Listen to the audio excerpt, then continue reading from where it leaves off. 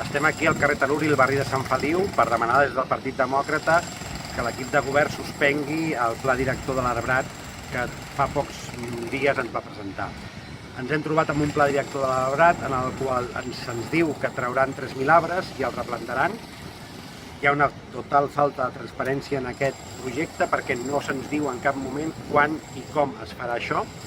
Per altre costat ens trobem en situacions en què hi ha carrers que ja s'han tallat els arbres i no surten en aquest pla director, o altres carrers que ja s'han reformat i no concreten tampoc en aquest pla director aquests noms dels carrers.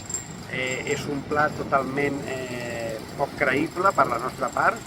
Ja fa més d'un any i mig que el estem perseguint i estem perseguint aquesta concreció, no? I per això el motiu d'avui estar aquí per fer aquest avançament de presentar una moció en la que demanarem la suspensió d'aquest pla director de l'arbrat de l'Ajuntament de l'Hospitalet, de tal manera en què es concreti quan, com i de quina manera es portarà a efecte la replantació o la nova implantació d'aquests arbres a la ciutat de l'Hospitalet.